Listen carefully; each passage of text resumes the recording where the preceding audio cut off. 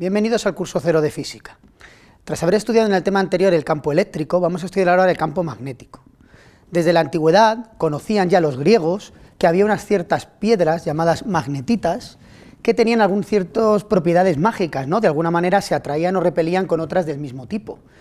De hecho, este tipo de piedras llamadas magnetitas eran muy habituales en una zona llamada Magnesia, y de ahí le viene el nombre al magnetismo, al propio fenómeno. También los chinos en esos mismos años o poco después ya tienen algunos tratados donde hablan de la existencia de estas piedras con estas propiedades. Hoy en día sabemos que lo que le ocurre a estas piedras es que están compuestas de hierro, son imanes naturales.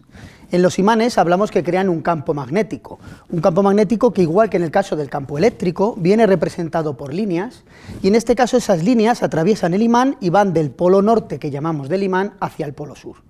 Igual que antes, en el caso del campo eléctrico, estas líneas nos dan información. Nos dicen, por ejemplo, el sentido del campo, que debe ser tangente a las líneas, y la densidad de líneas nos da también una idea sobre la intensidad del campo eléctrico, que, como veis, es mayor cerca de los polos, mientras que la densidad de líneas, y por tanto la intensidad del campo magnético, es menor a medida que me alejo. Estas líneas de campo magnético son fácilmente visibles utilizando un imán real con limaduras de hierro, experiencias o imágenes que seguro que habéis visto antes. Pero ¿cuál es el origen de ese campo magnético? ¿Por qué las magnetitas crean ese campo magnético y tienen esas propiedades? Bueno, Cavendish en el año 1820 encontró que el origen, que la causa del campo magnético no eran un nuevo tipo de cargas magnéticas quizá que poseía la materia, sino que eran las propias cargas eléctricas las que cuando están en movimiento producen el campo magnético. En nuestra vida cotidiana esto suele ocurrir, por ejemplo, en los circuitos eléctricos. Cuando tengo una corriente eléctrica atravesando un circuito, que como vimos eran electrones en movimiento, entonces se va a generar un campo magnético. Estos estudios los realizó Oersted utilizando una balanza de torsión, similar a la que había utilizado Cavendish para estudiar la gravedad años antes. Bueno, ¿y eso cómo explica realmente el magnetismo de los imanes? En realidad lo que vamos a hacer es una especie de analogía, porque en realidad el magnetismo de los materiales solo se entiende desde la mecánica cuántica, es un fenómeno realmente muy complejo. Vamos a hacer aquí una sencilla analogía. Uno puede imaginar que cada molécula o cada átomo de una sustancia está compuesto por el núcleo y los electrones que dan vueltas alrededor de él.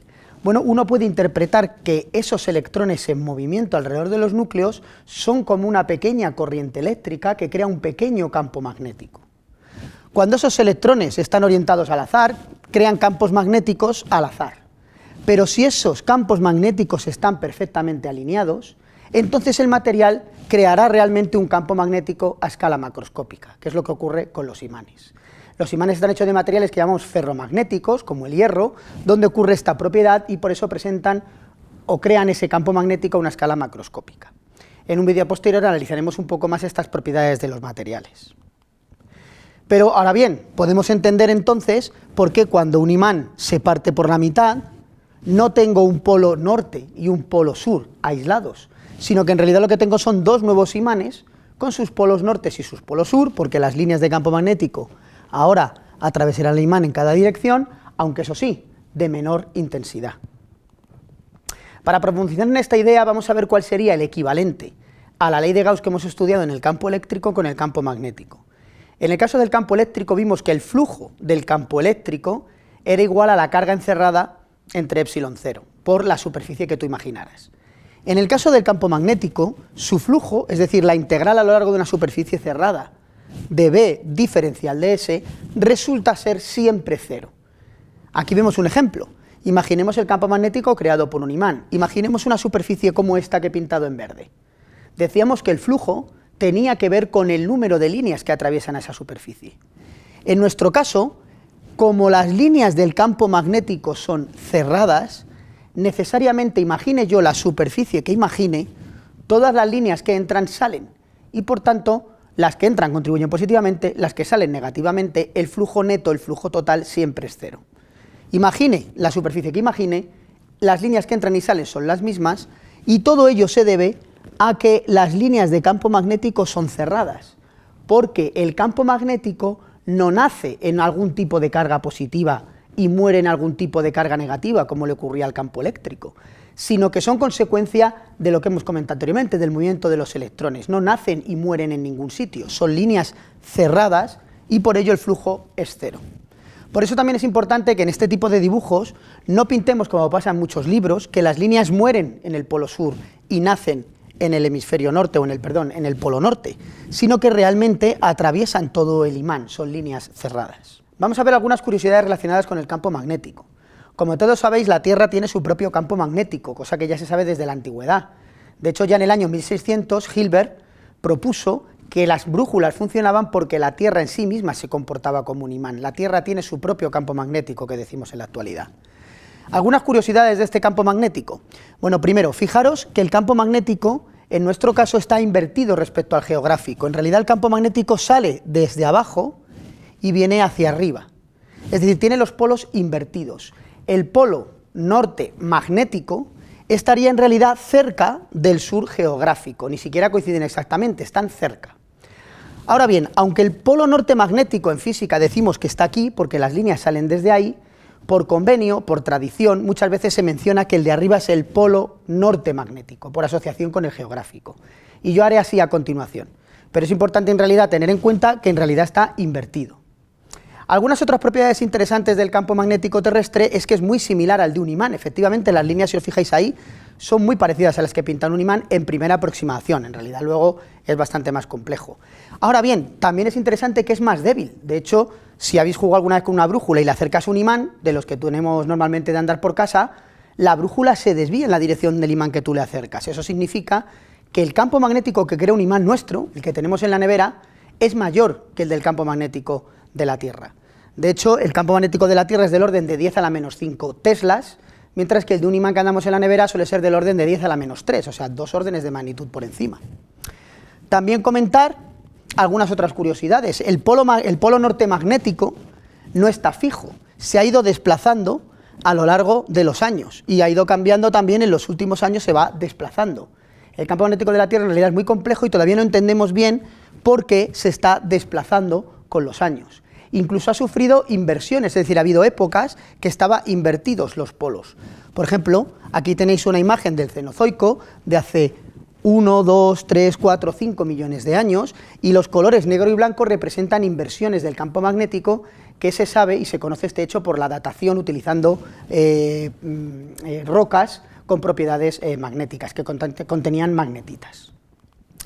También comentaros que el campo magnético de la Tierra es fundamental para la vida, nos protege de toda la radiación que procede del Sol, de todos los rayos cósmicos, protones y electrones que el Sol está enviando a través del medio interestelar y que colisionan con la Tierra. Gracias a este escudo, que es nuestro propio campo magnético, la mayor parte de esos protones y electrones no llegan hasta nosotros.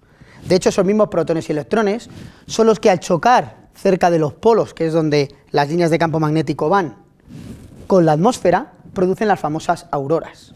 Os dejo aquí un vídeo en el material adicional donde se explica un poco todo este proceso con imágenes realmente muy asombrosas de cómo se producen las auroras y de diferentes auroras que se han podido grabar muy bellas. Por terminar con algunas curiosidades, el Sol, por supuesto, tiene un intenso campo magnético. El Sol está hecho de plasma, es como si hubiéramos calentado todavía más un gas y hubiéramos arrancado los protones y los electrones de los núcleos. Tengo una sopa, por decir de alguna manera, de protones y electrones, de cargas eléctricas que se están moviendo, y todo eso genera un intenso campo magnético.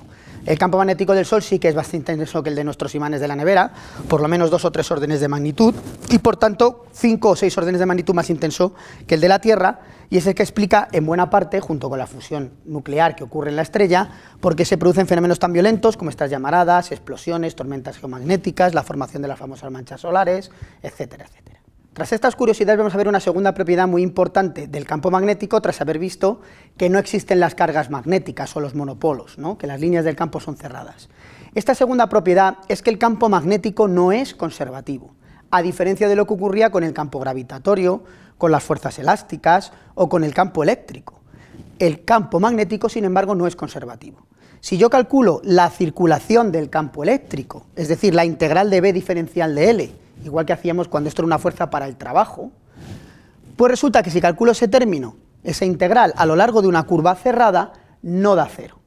Recordad que si un campo era conservativo, ese término debía dar cero. Por ejemplo, en el campo eléctrico que hemos visto en el tema anterior, esta integral de E diferencial de L es la diferencia de potencial entre dos puntos, VA menos VB. tal que si los dos puntos son el mismo, entonces la diferencia es cero, el campo eléctrico era conservativo.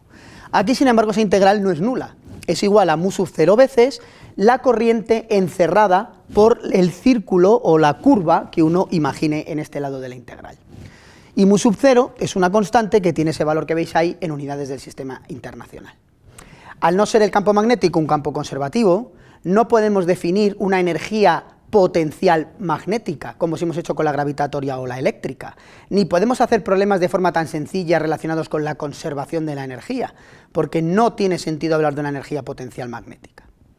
Esta ley de aquí se denomina la ley de Ampère y tiene validez únicamente en el vacío y para corrientes estacionarias, es decir, corrientes en las que el valor de la corriente no cambia en el tiempo. ¿De acuerdo? Son algunas limitaciones de esta ley, pero que abarcan la mayoría de los ejemplos que vais a aplicar o que habéis aplicado en bachillerato y también normalmente en primero de universidad. Esa ley además nos va a servir para calcular el campo magnético de algunas situaciones sencillas. Por ejemplo, si yo me imagino un hilo infinito por el que circula una corriente eléctrica I, el campo magnético, lo puedo ver colocando pequeñas brujulitas, veo que son círculos concéntricos alrededor de ese hilo. Y además que disminuye con la distancia, lo puedo ver también colocando, por ejemplo, limaduras de hierro y viendo cómo se reparten. Si yo, por ejemplo, en esta integral elijo como curva justamente un círculo que coincide con la dirección que tiene el propio campo magnético, entonces el producto escalar se me queda simplemente en el módulo, los dos vectores son paralelos, B puede salir fuera de la integral, y entonces la integral del diferencial de L no es más que el perímetro del circulito, que vale 2πr. Y por tanto me quedaría que B por 2πr es igual a mu sub 0I, es decir, que el campo magnético que crea un hilo viene dado por esta expresión de aquí, que utilizaremos habitualmente luego también en la resolución de problemas, ¿de acuerdo? El sentido del campo magnético lo podemos determinar con la regla de la mano derecha. Si la corriente va hacia arriba, el campo magnético viene girando en esta dirección, si la corriente va hacia abajo, el campo magnético gira en la dirección contraria. Y como veis, disminuye con la distancia, como aparece ahí en el denominador y como había comentado antes. Otro ejemplo sencillo es el campo magnético que crea una espira, aunque esto de calcular es ya realmente mucho más complejo. Solo quiero que tengamos aquí una pequeña idea. Imaginemos ese hilo conductor de hace un momento en el que el campo magnético eran círculos alrededor de él y yo lo enrosco haciendo una especie de espira. De este dibujo es fácil intuir que entonces el campo magnético de alguna manera va a entrar por la espira y salir por la parte de fuera. Sería lo mismo que si con la regla de la mano derecha, como hemos dicho antes con el hilo, yo me imagino el campo magnético como da la vuelta alrededor de la espira. De esa manera podemos intuir, aunque insisto, calcularlo es mucho más difícil, que el campo magnético de una espira es muy parecido al de un imán, y de hecho efectivamente es casi equivalente al de un imán, y que igual que antes con la regla de la mano derecha puedo determinar su dirección. Si la corriente está circulando así, el campo magnético vendrá de abajo hacia arriba. Si la corriente circulara en sentido contrario, con la mano derecha diríamos que el campo magnético viene de arriba a abajo. Bueno, para terminar este vídeo, os dejo un par de preguntas de cara al siguiente. Imaginaros esta cuestión, tenemos un hilo por el que está saliendo una cierta corriente I, un hilo que sale del plano de la pizarra, y otro hilo de corriente en el que está entrando en la pizarra y la corriente va en la dirección contraria. Bueno, pues si tenemos esos dos hilos, como los que hemos visto antes, por los que circula esa corriente en sentidos contrarios, los que nos pide es determinar en este punto P, que está aquí en medio de los dos, ligeramente más cerca de la izquierda, la dirección del campo magnético total. Y tenemos diferentes opciones, hacia arriba, hacia la izquierda, hacia la derecha, hacia abajo, o ninguna de las anteriores, si crees que la opción o la solución es diferente. Y parecido, ahora en lugar de tener dos hilos, os proponemos la situación de tener dos espiras, por las que circula la corriente, en este caso fijaros en el mismo sentido en las dos. ¿Qué dirección tiene el campo magnético en este punto P? ¿Hacia abajo, derecha, arriba, izquierda o quizá es nulo? Bueno, pues con estas dos preguntas las pensamos un poquito y nos vemos en el próximo vídeo. Hasta pronto.